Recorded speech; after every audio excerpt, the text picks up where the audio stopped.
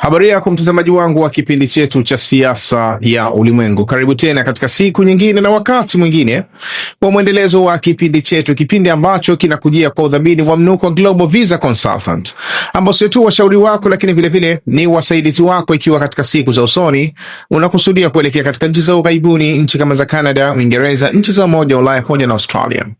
Unaweza kuwasiliana nao kupitia namba hizo chini ya tangazo kwa msaada, ushauri pamoja na mwongozo.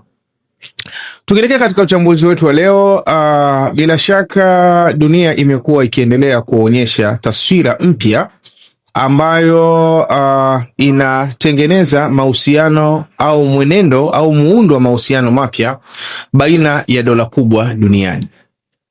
Na ili uweze kulifahamu vizuri, labda turudi kwanza katika muundo wa dunia jinsi ulivyo. Kwa muda mrefu dunia imekuwa imegawanyika katika blocks kama 4 au ina makundi takriban au nyenzo tunasema zile kanda kama 4, ambazo kanda hizo zimekuwa zinaonyesha uwezo wa baadhi ya dola kubwa duniani au baadhi ya zile mamlaka kubwa duniani. Tukianza kwanza na upande wa nchi kama ya Marekani. Marekani nguvu yake kubwa hasa ipo katika matumizi ya pesa yake kuliko kitu kingine chochote. Matumizi ya pesa ya Marekani ndiyo nyenzo kubwa kuliko nyenzo yoyote, na Marekani imekuwa iko tayari siku zote kuweza kutumia nguvu ya namna yoyote kuhakikisha kwamba pesa yake inaendelea kubaki katika matumizi duniani.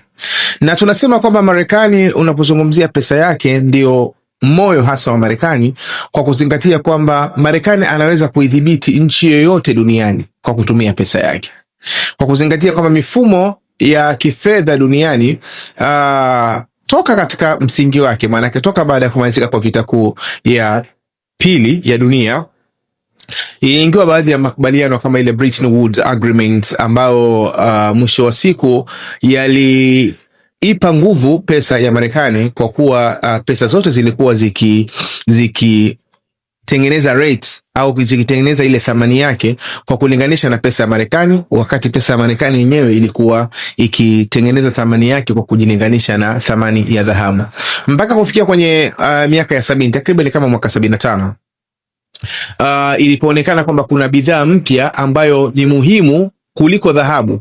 Maana yake bidhaa ya mafuta. Ndio Marekani waliamua kufanya movement ya kwenda kuzungumza na nchi ya Saudi Arabia kuingia makubaliano kwamba mafuta yake wasiuze isipokuwa wauze kwa dola.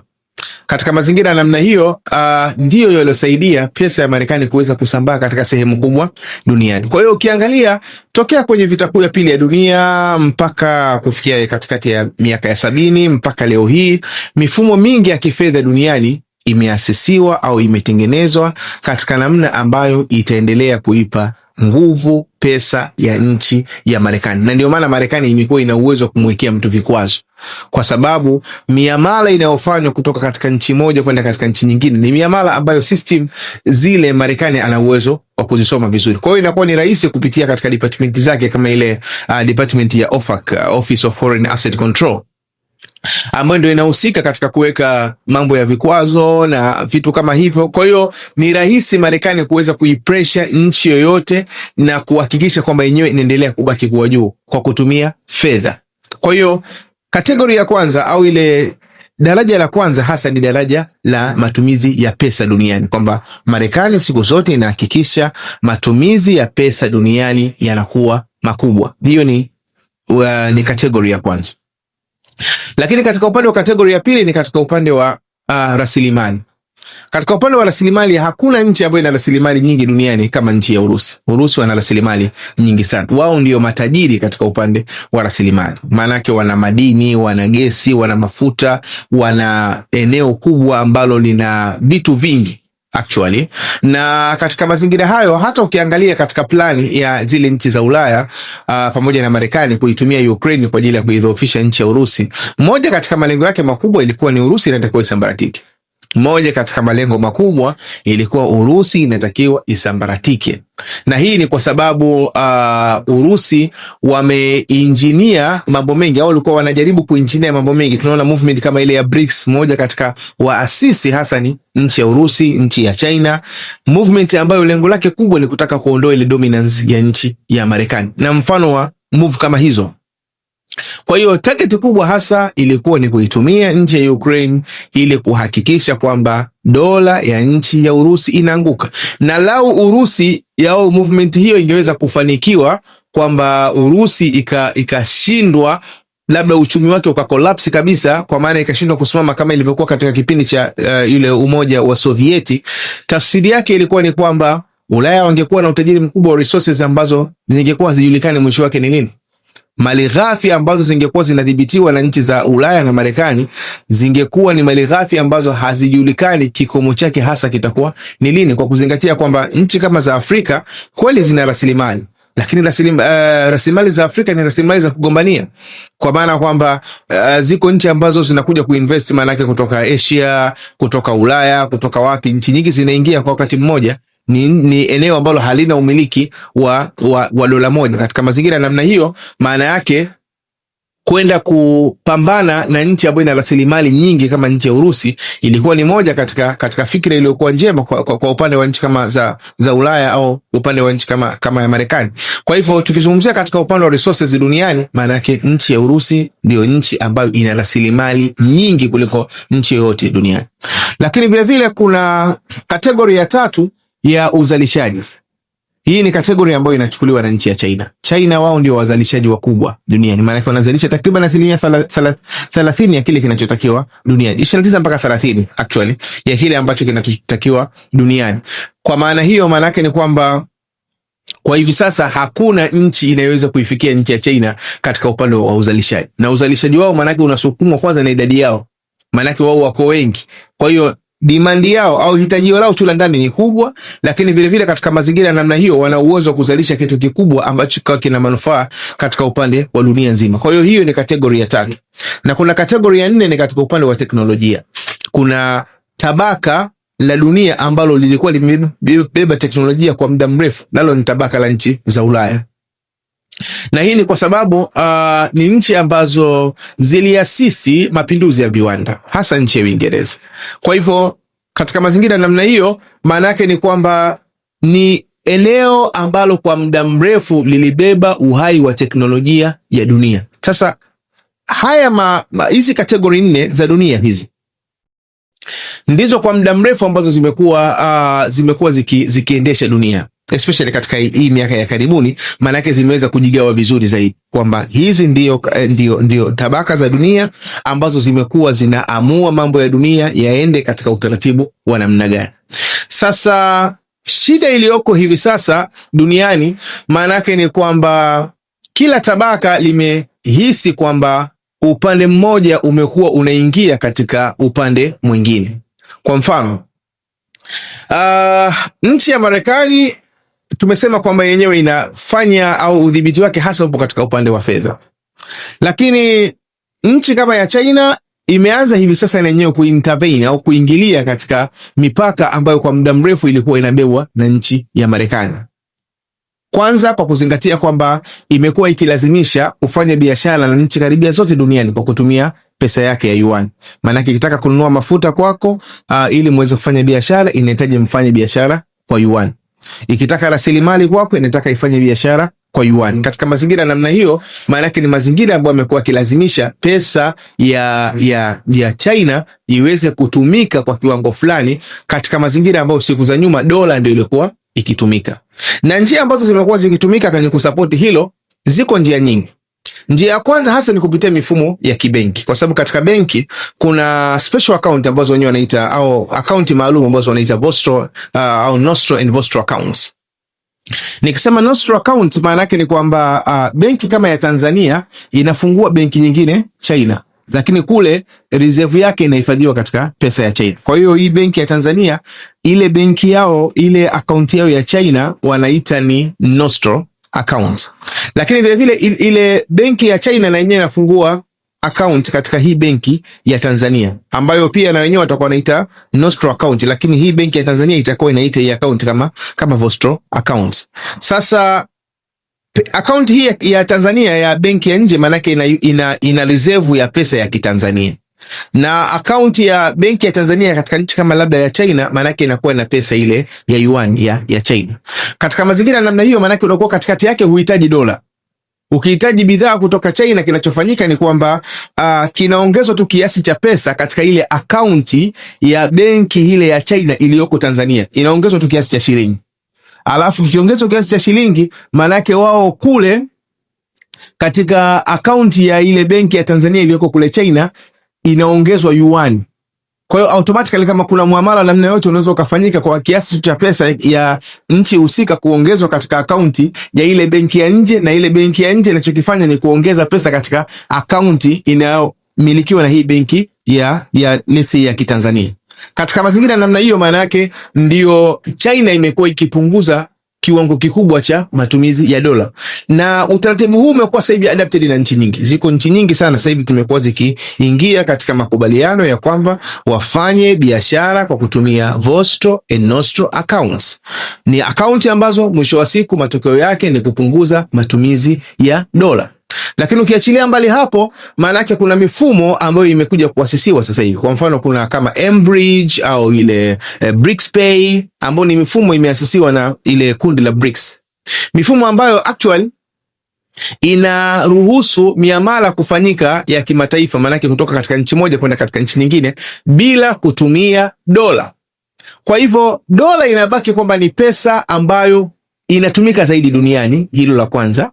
Lakini vile vile ni pesa ambayo tunasema imetengenezwa kama ni free floating currency. Manake ni pesa ambayo imetengenezwa katika namna ambayo soko ndo linaamua ile thamani yake inapanda kwa kiwango gani au inashuka kwa kiwango gani. Sometimes inaathiriwa na utaratibu tu wa ndani ya Marekani, namna gani wanaidhibiti pesa yao kwenye kuongeza labda kiwango cha zile riba za mikopo na mfano wake, lakini maana yake ni pesa ambayo imekaa katika muundo kwamba soko ndo linaamua thamani ya dola. Katika mazingira ya namna hiyo, maana yake inaifanya dola kwamba iwe ni pesa inayotumika zaidi ukilinganisha na yuan, pamoja na kwamba China wamekuwa wakifanya juhudi hiyo kwamba yuan ni pesa ambayo tunasema ni controlled floating currency. Maana yake ni pesa ambayo benki ile ya China ina i-control kwamba katika rate fulani isipande au isishuke, na kuna namna ambayo wanakuwa wanafanya. Kwa mfano labda ile thamani ikitaka kushuka, wanatumia pesa ya Marekani kuinunua katika soko ili kuhakikisha kwamba inapanda, na mazingira namna hiyo. Lakini kiuhalisia ni kwamba China kwa hivi sasa wamekuwa wakifanya movement kubwa wakishirikiana na nchi kama za Urusi ili kuhakikisha kwamba ile nguvu ya Marekani katika upande wa currency yake inakwenda kupungua. Na hata ukiangalia jana kipindi wanazungumzia masuala ya ile tunasema multipolar world, maanake moja katika kitu walichokuwa nakisisitiza ni kuhakikisha wanatengeneza mfumo mbadala utakaoweza ku-cut off au kuondoa ile sehemu ya nguvu ya nchi ya Marekani. Kwa hiyo unaweza ukaona sasa tabia imeanza kuibuka hivi sasa ya upande mmoja ambao kwa mfano China ilikuwa inategemewa zaidi katika upande wa uzalishaji, Urusi ilikuwa inategemewa zaidi katika upande wa rasilimali. Sasa hivi wamekuwa wanafanya movement ambayo inakuja kuingia katika sehemu ya sphere of influence ya Marekani, ambayo Marekani ya sphere yake of influence ni katika upande wa pesa. Ukiangalia katika upande wa technology, Ulaya kwa muda mrefu wenyewe walikuwa na control upande wa teknolojia. Lakini hivi sasa teknolojia hasa especially katika miaka hii tuliokuwa nayo, teknolojia maana yake inaelekea kudhibitiwa zaidi katika upande wa artificial intelligence. Lakini ukiangalia katika upande wa artificial intelligence, nchi za Ulaya hazitajiki kwamba ziko mbele sana katika upande wa masuala ya artificial intelligence, bali kwa muda mrefu imekuwa ikiingia mikataba na kampuni za Kimarekani ili kuweza kupata support katika upande wa masuala ya artificial intelligence. Wakati ukiangalia katika upande wa pili kuna nchi kama ya China ambayo hivi sasa imekuwa ina prove kwamba iko mbele katika masuala ya artificial intelligence.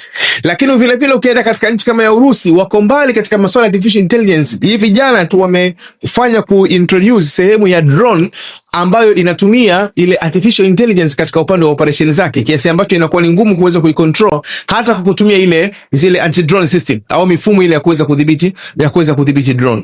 Kwa hiyo dunia hivi sasa ipo katika mazingira ambayo kila mmoja anaweza kuingia katika njia ya mwenzake.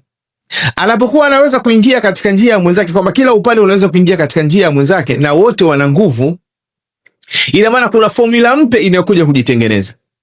Ni formula ya kutumia bargaining chip.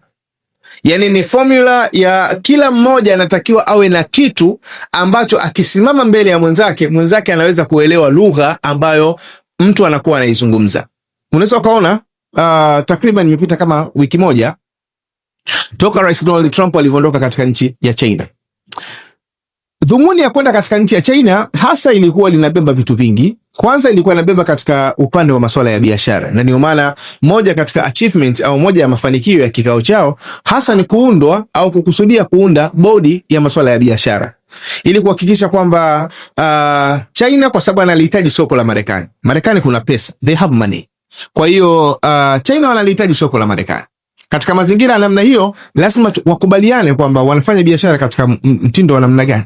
Lakini Marekani inahitaji vitu kutoka China, kwa maana kwamba inahitaji kwa mfano katika upande wa masuala kama ya zile tunasema rare earth metal technology, sasa hivi inahitaji zaidi madini yale rare earth metal, na hakuna mwenye kumiliki hazina kubwa ya masuala ya rare earth metal isipokuwa nchi ya China, na hakuna nchi ambayo inafanya usafishaji mkubwa wa zile rare earth metal isipokuwa nchi ya China. Katika mazingira namna hiyo, ndio maana moja katika malengo ya Marekani ilikuwa ni kuitaka China ipunguze sehemu ya vile vikwazo vyake, especially katika upande wa masuala ya leseni za biashara kuhusiana na masuala ya zile tunasema ni rare earth metal. Ilikuwa ni moja katika plani ya nchi ya Marekani. Sasa katika mazingira namna hiyo kwamba ziko pande mbili ambazo kila mmoja inamhitaji mwenzake katika namna moja au mwingine, ili wasiweze kuumizana, ilikuwa lazima watengeneze bodi ya biashara, watengeneze bodi za uwekezaji na mfano wa vitu kama hivyo, jambo ambalo walikuja wakalikusudia kulifanya.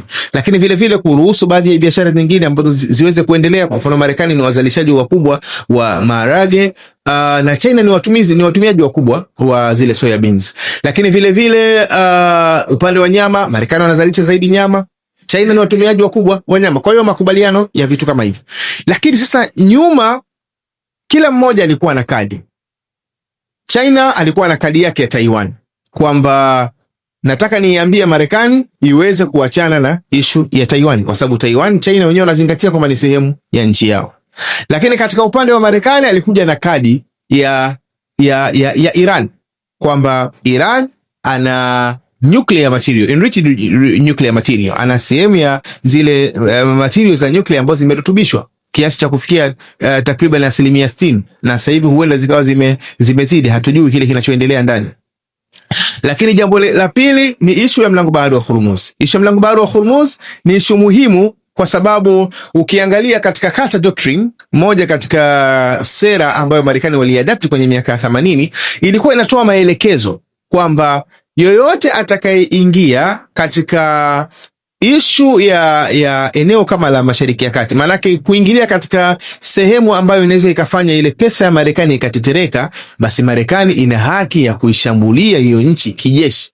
Sasa ukiangalia ishu kama mlango bahari wa Hormuz ni ishu ambayo inaathiri ile dominance ya Marekani katika eneo la Mashariki ya Kati, eneo ambalo ndio asili ya nguvu ya Marekani. Ile pesa ya Marekani, asili ya nguvu yake hasa ni eneo la Mashariki ya Kati, kwa kuzingatia kwamba pamoja na kwamba ni nguvu ya muda mrefu toka kipindi cha vita kuu ya pili ya dunia, lakini kilele chake hasa kilifikia baada walipokuwa wameingia makubaliano na nchi ya Saudi Arabia ya kufanya biashara ya mafuta kwa kutumia pesa ya nchi ya Marekani. Kwa hivyo sehemu hii ambayo ndio asili ya pesa ya Marekani kuweza kusambaa zaidi, inapokuwa imeingiliwa, maana yake jambo hili linakuwa ni jambo zito zaidi kwa nchi ya Marekani. Ndio maana imekuwa tumia kila njia, imekwenda China, lakini vile vile kuna movement nyingine wamekuwa wakifanya katika Umoja wa Mataifa kuzisainisha nchi duniani ili kupata majority ya kuunga mkono kwamba mlango bahari wa Hormuz baki wazi, mlango bahari wa Hormuz usichajiwe pesa namna yote, kwa sababu they know very well, wanafahamu vizuri kwamba mlango bahari wa Hormuz ni uhai wa dola, ni moja katika nyenzo muhimu za kuifanya dola iweze kusustain pale katika eneo la Mashariki ya Kati. Na dola inapokuwa ina sustain vizuri katika eneo la Mashariki ya Kati, maana yake dunia nzima inakimbilia katika eneo la Mashariki ya Kati katika upande wa nishati. Hata kama kuna maeneo mengine ambayo yanauza nishati, lakini eneo maarufu kwa uuzaji wa nishati ya mafuta na gesi, mbolea, zile material za mbolea, hasa ni eneo la Mashariki ya Kati. Kwa hivyo Marekani na China kila mmoja alikuwa amekwenda na kadi yake.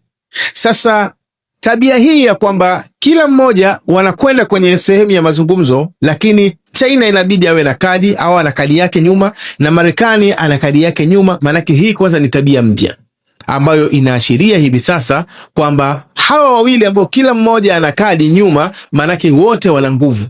Kwa hiyo ili uweze kumshawishi mwenzako lazima uwe una kitu nyuma. Sasa kilichotokea kinaonekana kwamba hawakuweza kufikia katika malengo. Lakini kuonyesha tena matumizi ya kadi ni leo ni movement ambayo imefanyika toka siku ya Jumatatu ya nchi ya Marekani ya kuanza kuonyesha uwezekano wana plani kuiuzia nchi ile eneo la Taiwan silaha zenye thamani ya takriban dola bilioni 14, kitu ambacho kinakwenda upogo na maoni ya nchi ya China, kwa sababu China wanazingatia kwamba Taiwan ni sehemu ya nchi yao. Kwa hivyo hawawezi kukubali Marekani hawezi kwenda kufanya biashara pale ya kuuza silaha katika eneo la Taiwan. Lakini kwa nini Marekani anafanya hivi? Rais Donald Trump hajapitisha, lakini ameifanya kama iko pending hiyo order. Ameifanya kama iko pending ili ahakikishe kwamba anaitumia kama bargaining chip. Anatumia kama ni kitu cha kwenda kukubaliana na China kwamba China, msipokubali kutufanyia jambo fulani, sisi tutafanya hiki na hiki na hiki. Kwa hiyo huu ni muundo mpya ambao hivi sasa tunaanza kuuona kwamba kila upande hivi sasa unalazimika uwe na kitu maalum cha kukifanya au cha kuifanya upande husika uweze kusustain kwa mazingira tuliyokuwa nayo. Kwa hivi sasa unaweza kuona kwa mfano katika bara kama la Ulaya, Marekani imekusudia kuondoa sehemu ya wanajeshi wake takriban kama 1500 kuwapeleka katika sehemu za Asia kule katika upande wa bahari ya kusini. Lengo kubwa ni nini? Lengo kubwa ni kwanza ni matokeo ya nchi za Ulaya kuanza kuonyesha upinzani dhidi ya nchi ya Marekani, kwamba wanaona Marekani sera zake ni sera ambazo hazinufaishi Ulaya, kwa sababu Marekani sasa hivi sera yao ni ya MAGA, Make America Great Again. Maanake makusudio yao makubwa ni kuifanya Marekani, interest au maslahi ya Marekani yanatangulizwa kuliko maslahi ya allies, allies wake, wale washirika wake. Na ndio maana ukiangalia hata katika ile National Security Doctrine, ile sera ya ulinzi ya Marekani imebadilika hivi sasa. Imetoka katika kuifanya Marekani kwamba ndiyo ina mamlaka kamili ya kuweza kulinda usalama wa Taiwan, usalama wa Japan, South Korea, maeneo mengine ya Ulaya. Imetoka huko sasa hivi Marekani. Sasa hivi Marekani ile National Security Strategy yake ni kwamba lazima tufanye sharing. Na ndio maana Rais Donald Trump alikuwa analazimisha nchi za Ulaya zihakikishe kwamba zinachukua 5% ya GDP ya ile pato ghafi la taifa, inaweka katika masuala ya usalama, inawekeza katika masuala ya usalama. Na ukizingatia nchi za Ulaya silaha nyingi, mifumo mingi wananunua kutoka Marekani, kwa maana mnufaika mkubwa ilikuwa ni nchi ya Marekani. Kwa kuadapt utaratibu huo, maana yake mnufaika mkubwa ni nchi ya Marekani.